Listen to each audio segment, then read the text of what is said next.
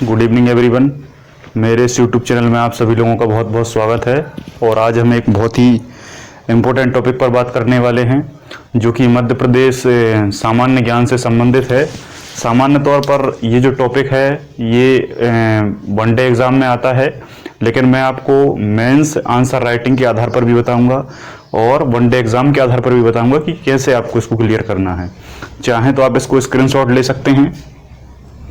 बहुत सारे स्टूडेंट के दिमाग में ये क्वेश्चन आ रहा होगा कि ये शब्द मुझे ठीक से नहीं दिख रहे, तो इसका सबसे अच्छा जो उपाय है वो ये है कि आप जो ये वीडियो है इस वीडियो को आप 480 क्वालिटी पर सेट कीजिए। कितना?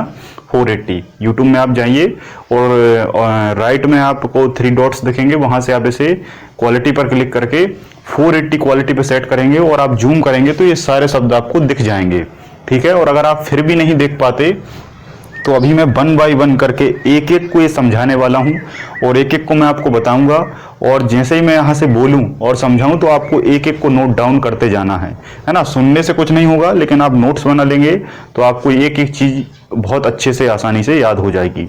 तो आज का हमारा टॉपिक है मध्य प्रदेश के जलप्रपात। इसी को हम प्रपात भी कहते हैं। कहीं कहीं केवल प्रपात लिखा रहता है, कहीं कहीं झरना लिखा रहता है, कहीं कहीं झरना लिखा रहता है और इंग्लिश में वाटरफॉल कहा जाता है। इंग्लिश में वाटरफॉल कहा जाता है। तो सबसे पहले क्वेश्चन ये आता है कि वाटरफॉल क्या है या झरना क्या होता है। तो एक विशाल जलराशि या अल्प जलराशि, एक विशाल जलराशि या अल्प जलराशि जब पृथ्वी की किसी भौगोलिक आकृति के उच्च स्थान से निम्न स्थान की ओर प्रवाहित करती है, उच्च स्थान से निम्न स्थान की ओर प्रवाहित करती है, या पानी की एक विशाल जलराशि एक ऊंचे स्थान से जब नीचे स्थान पर गिरती है तब उसे हम जलप्रपात की संज्ञा देते हैं। तब उसे हम जलप्रपात की संज्ञा देते हैं। ये जो परिभाषा है इस परिभाषा को आप मेंस में लिख सकते हैं। मेंस में अगर आपसे 3 नंबर में पूछे कि जलप्रपात क्या है, तब आप इसको समझाएंगे कि ये वह विशाल जलराशि जो किसी ऊंचे स्थान से निचले स्थान पर प्रवाहित होती है या गिरती है, तब इसको हम झरना कहते हैं। और झरना या जलप्रपात प्राकृतिक होता है, यह मानव निर्मित नहीं होता। एक बात याद रखें, आपसे ऐसा पूछ सकता है।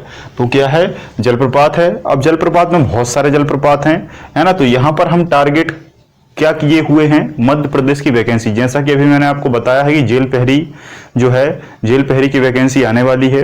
तो जेल पहरी में सबसे इंपॉर्टेंट जो जीएस में है वो मध्य प्रदेश का जीके है, और मध्य प्रदेश के जीके का ही एक छोटा सा चैप्टर है जिसमें सारे जितने भी जलप्रपात हैं, सारे जितने भी ओवरऑल जलप्रपात हैं, सभी को मैंने यहाँ पर इंक्लूड किया है, किसी को भी नहीं छोड़ा है।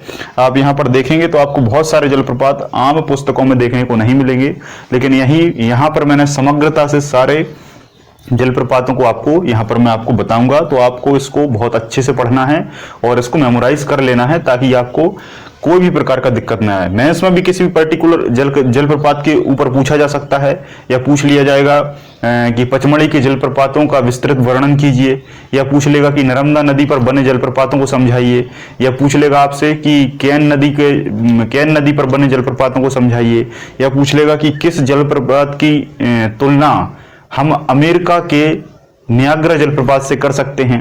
तो ऐसे बहुत सारे क्वेश्चन आपसे पूछा जा सकता है। तो यहाँ पर आपको सभी क्वेश्चनों को मैं बहुत अच्छे से समझाऊंगा।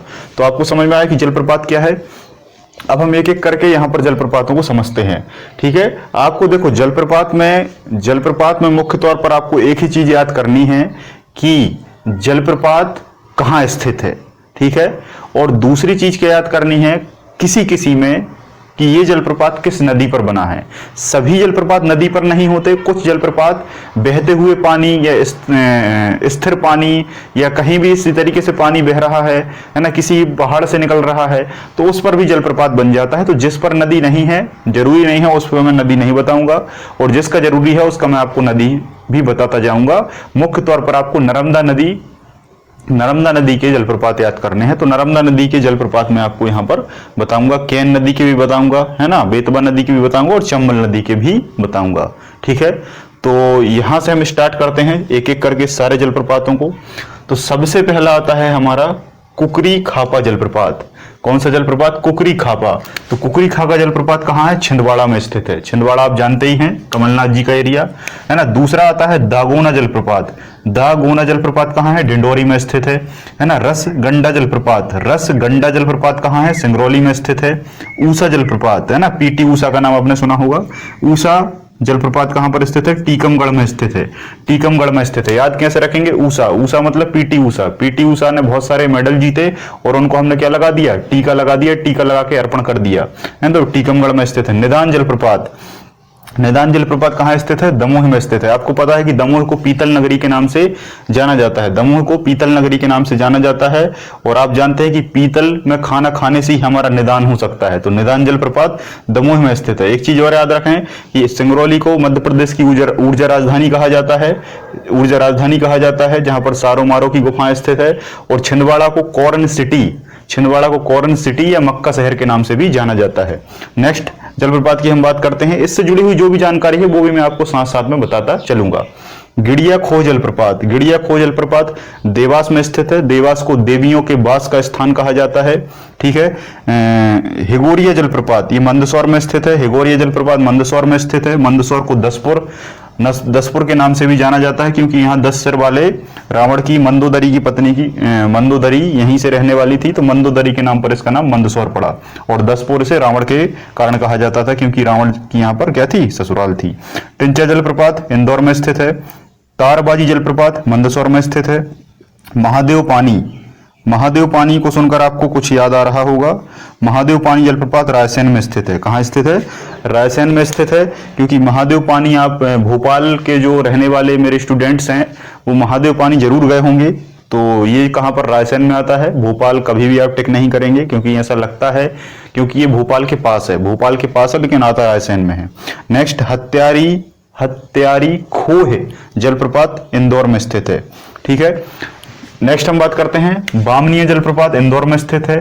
मोहादी जलप्रपात इंदौर में स्थित है। शीतला खोह जलप्रपात इंदौर में स्थित है। जोगी भड़क जलप्रपात इंदौर में स्थित है। सुल्तानगढ़ शिवपुरी में है। सुल्तान, आपको पता है सुल्तान, सुल्तान कौन है? सारे भगवानों में अगर मैं आपसे पूछूं कि सुल्तान कौन है, मतलब बड़ा भगवान कौन है, तो जिसकी तीसरी आंख खुलती है ना, तो वो सबका विनाश कर देता है। तो तीसरी आंख खुलने वाले जो भगवान है वो सबसे बड़े हैं, सुल्तान हैं। और सुल्तानगढ़ कहां पर है? शिवपुरी में है। नैवेसा जलप्रपात डिंडोरी में है। सहस्त्रधारा जलप्रपात महेश्वर में। एक बात है हमेशा याद रखना कि जहां धारा आ जाए आपको आंख बंद करके टिक करना है कि ये नर्मदा नदी पर बना हुआ जलप्रपात है। जहां भी धारा आ जाए आपको सभी धारा में एक ही टिक करना है, नर्मदा नदी, क्योंकि नर्मदा नदी पर जितने जलप्रपात हैं सभी धारा अंत में जुड़ा हुआ है। ठीक है। और सभी धारा वाले जलप्रपात अनूपपुर में स्थित हैं, केवल एक को छोड़कर। सभी धारा वाले जलप्रपात सभी कहां हैं? अनूपपुर में स्थित हैं, केवल एक को छोड़कर। किस एक को छोड़कर? सहस्त्रधारा जलप्रपात कहां है? महेश्वर में है। महेश्वर कहां पड़ता है? खरगोन में पड़ता है। महेश्वर के बाद सहस्त्रधारा के बाद जितने भी हैं, जैसे दुर्गाधारा, दुग्धधारा, दूधधारा, शंभुधारा, कपिलधारा। ठीक है। दुग्धधारा, दुर्गाधारा, शंभुधारा, कपिलधारा, है ना, और दुर्गाधारा, ये सभी जलप्रपात कहां पर आते हैं? अनूपपुर में आते हैं। और सभी कहां पर है? रायसेन में है। सॉरी, सभी कहां पर है? अनूपपुर में स्थित हैं। और अनूपपुर में आपको पता है कि अनूपपुर की ही पुष्पराजगढ़ तहसील से नर्मदा नदी का उद्गम होता है, और वहीं पर ये सारे छोटे छोटे जलप्रपात बने हुए हैं। नेक्स्ट हम बात करते हैं धुआंधार जलप्रपात। धुआंधार जलप्रपात जबलपुर में स्थित है ना। धुआंधार जलप्रपात को भेड़ाघाट जलप्रपात के नाम से भी जानते हैं, क्योंकि ये धुआंधार जलप्रपात भेड़ाघाट में स्थित है, जिसकी ऊंचाई 50 से 55 फीट है, लेकिन कुछ बुकों में 30 फीट भी दी हुई है ना। नेक्स्ट आता है कपिलधारा, अनूपपुर में है। दुग्धधारा, दुर्गाधारा अनूपपुर में है। ये देखो यहां पर लिखा मैंने, दुग्धधारा, दुर्गाधारा, शंभुधारा, कपिलधारा, है ना। ये सब कहां पर आते हैं? नर्मदा नदी पर आते हैं। सभी नर्मदा नदी पर आते हैं, और सभी अनूपपुर में स्थित हैं, केवल एक को छोड़कर सहस्त्रधारा, जो कि कहां है? महेश्वर में स्थित है। ठीक है। नेक्स्ट हम बात करते हैं बी फॉल, डचेस फॉल, रजत प्रपात, अप्सरा प्रपात, ये सब कहाँ है? पचमढ़ी में स्थित है। और पचमढ़ी कहाँ पड़ता है? होशंगाबाद में पड़ता है। पचमढ़ी को मध्य प्रदेश की शीतकालीन राजधानी के नाम से भी जाना जाता है। तो बी फॉल, डचेस फॉल, रजत और अप्सरा ये सब कहां पर स्थित हैं? पचमढ़ी में स्थित हैं। और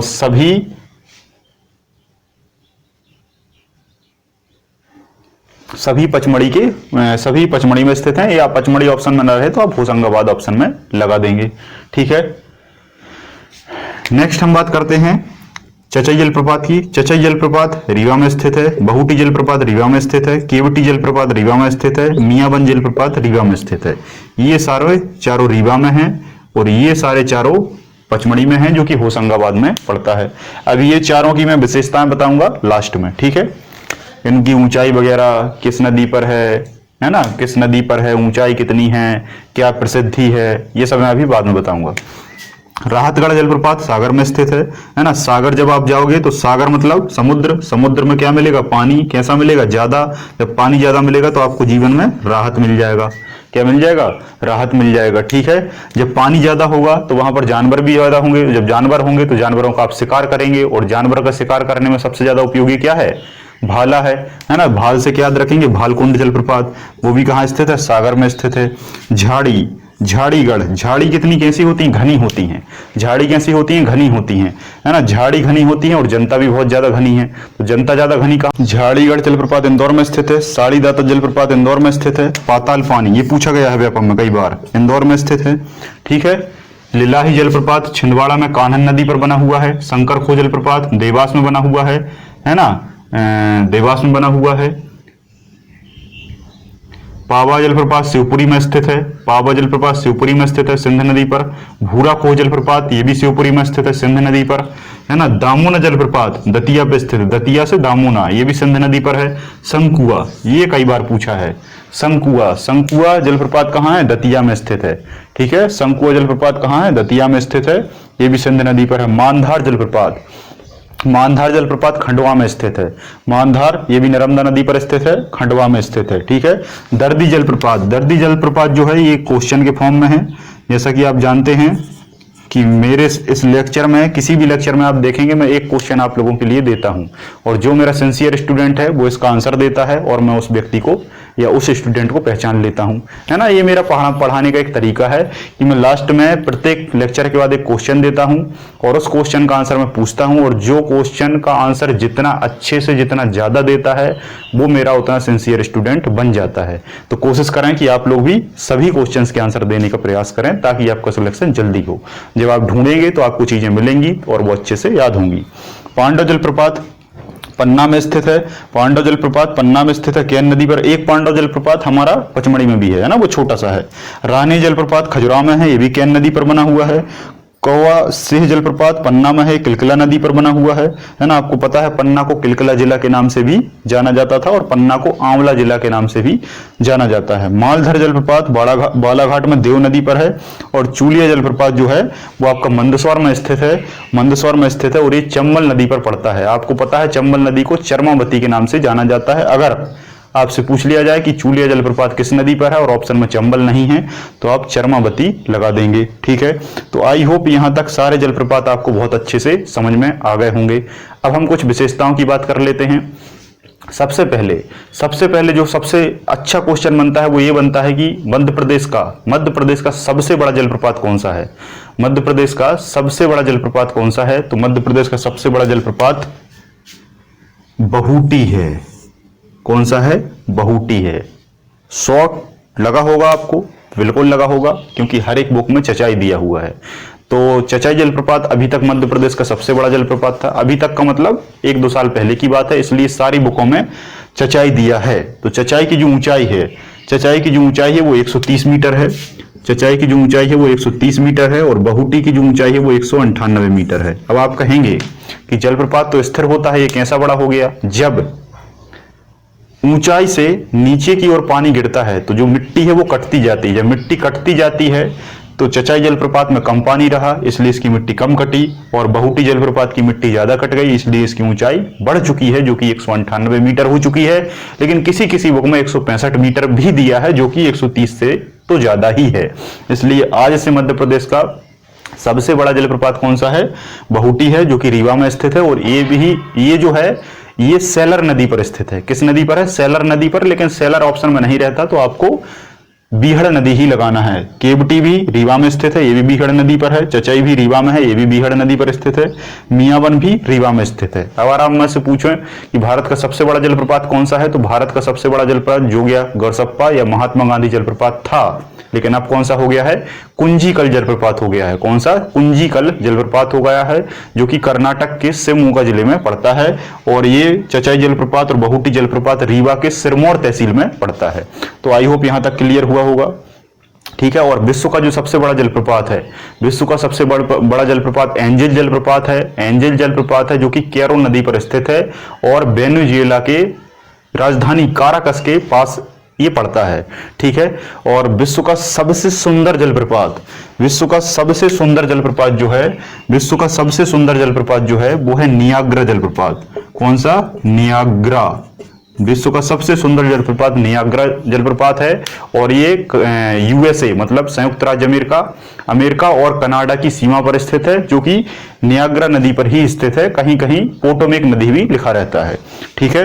और अगर आपसे पूछे कि मध्य प्रदेश का नियाग्रा किस जलप्रपात को कहा जाता है, मध्य प्रदेश का नियाग्रा किस जलप्रपात को कहा जाता है, तो चित्रकूट जलप्रपात। चित्रकूट जलप्रपात कहाँ है? सतना में है। सतना में है। और ये किस नदी पर है? ये मंदाकिनी नदी पर स्थित है। चित्रकूट जलप्रपात सतना में है, मंदाकिनी नदी पर स्थित है।